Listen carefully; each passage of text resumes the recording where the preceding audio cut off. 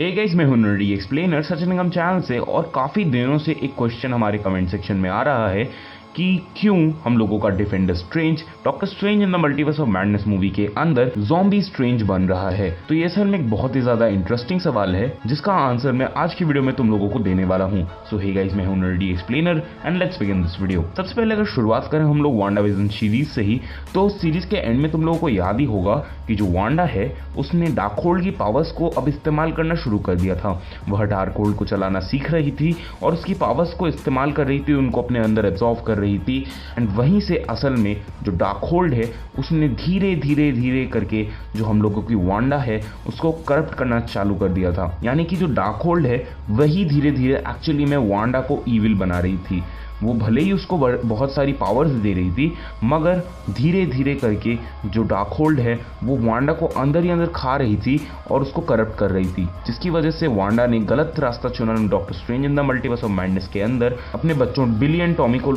वापस लाने के लिए, जहां उसने ये तय किया कि वह अब पूरे के पूरे मल्टीवर्स को दांव पर लगाकर अपने बच्चों को बचाने का ट्राई करेगी। जिसकी वजह से मूवी के अंदर हम लोगों को देखने को मिलने वाला है कि असल में जो हम लोगों की वांडा है वो अमेरिका शावेज को कैप्चर करना चाहती है, ताकि अमेरिका शावेज उसके लिए अलग अलग यूनिवर्सेस के पोर्टल खोल दे, एंड ताकि जो हम लोगों की वांडा है वो दूसरे दूसरे यूनिवर्सेस में जाकर अपने बच्चे बिली एंड टॉमी को ढूंढ कर ला सके। मगर अब इससे जो हम लोग का ज़ॉम्बी स्ट्रेंज है उसका क्या संबंध है? तो पूरा संबंध है, आराम से पूरी वीडियो देखते रहो। तो तुम लोगों ने I think doctor strange in the multiverse of madness movie का ट्रेलर तो देखा ही होगा, जहां तुम लोगों को याद ही होगा वो सीन जहाँ जो डॉक्टर स्ट्रेंज है वो कुछ इस तरह का मैजिक कर रहा होता है एंड उसका हाथ वो जाकर एक बुक पर पटकता है एंड जो भी मैजिक वो कर रहा होता है उसकी जो भी पावर्स हैं उसको वो उस बुक के अंदर डाल देता है। अब वो जो बुक थी एक्चुअली में वो बुक और कोई बुक नहीं बल्कि थी डार्कहोल्ड। अब यहाँ डार्कहोल्ड डॉक्टर स्ट्रेंज क्यों यूज कर रहा है? तो सबसे पहले देखो क्या है कि डॉक्टर स्ट्रेंज को जब पता चलेगा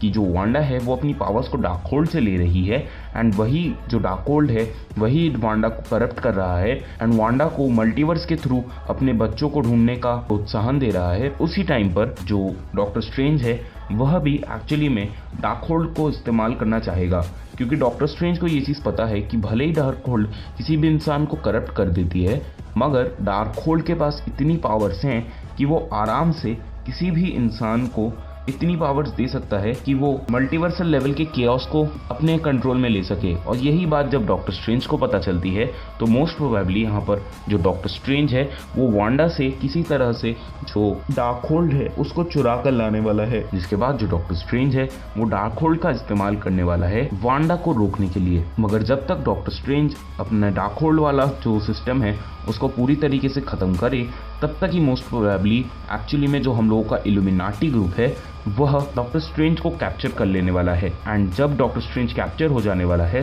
तभी जो वांडा है वो एक्चुअली में इल्यूमिनाटी के ग्रुप के हेडक्वार्टर्स पर अटैक करने वाली है एंड पूरा का पूरा बेस ख़त्म कर देने वाली है। जिसके बाद एक्चुअली में वांडा के पास पूरा का पूरा जो इल्यूमिनाटी का बेस है वो उसके कंट्रोल में आ जाता है एंड जिसके बाद वांडा पूरे के पूरे मल्टीवर्स के अंदर सबसे ज़्यादा पावरफुल बीइंग बन जाती है। एंड अब अगर किसी को भी वांडा को रोकना है तो उसके लेवल की पावर को हासिल करना पड़ेगा, जिसकी वजह से अब जो हम लोगों का डिफेंडर स्ट्रेंज है वह स्टोरी के बीच में आता है। अब जो डिफेंडर स्ट्रेंज है जब वो ये चीज़ देखेगा कि वांडा पूरे के पूरे मल्टीवर्स में सबसे ज़्यादा पावरफुल बीइंग बन चुकी है एंड उसके ही कंट्रोल में सारी चीज़ें अब हैं, तब वो वांडा जैसी पावर्स को पाने के लिए ताकि वह वांडा को रोक सके और मल्टीवर्स के केओस को रोक सके, मल्टीवर्स को ख़त्म होने से बचा सके, इसी वजह से जो हम लोगों का डिफेंडर स्ट्रेंज है वह डार्कहोल्ड का इस्तेमाल करने वाला है। एंड जैसा कि हम लोगों ने सीरीज़ और मूवी के अंदर देखने वाले हैं कि जो हम लोगों की वांडा है वो असल में डार्कहोल्ड की पावर्स को धीरे धीरे धीरे करके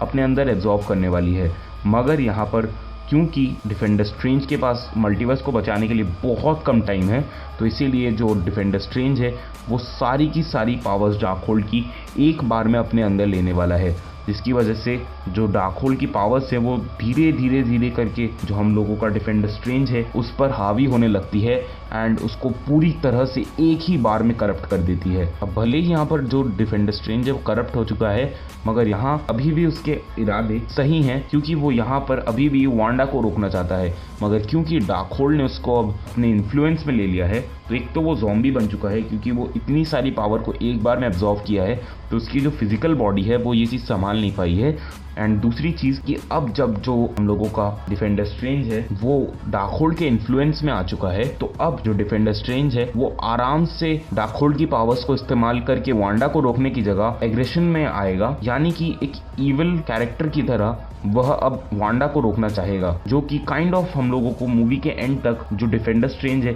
उसको एक विलन के एस्पेक्ट से दिखाएगी। अब आई थिंक आप लोग समझ ही गए होंगे कि doctor strange in the multiverse of madness movie के अंदर डिफेंडर स्ट्रेंज क्यों ज़ॉम्बी स्ट्रेंज बनने वाला है। अगर आपको इस टॉपिक से रिलेटेड और भी कोई डाउट है, क्वेश्चन है, तो कमेंट्स में जरूर पूछ लीजिएगा। खैर, अगर ये वीडियो पसंद आई हो तो लाइक कर दीजिएगा, चैनल पर नए हो तो सब्सक्राइब कर दीजिएगा। मैं हूं नर्डी एक्सप्लेनर, मिलूंगा आपसे अगली वीडियो में। Bye guys, take care, love you all and have a great amazing day.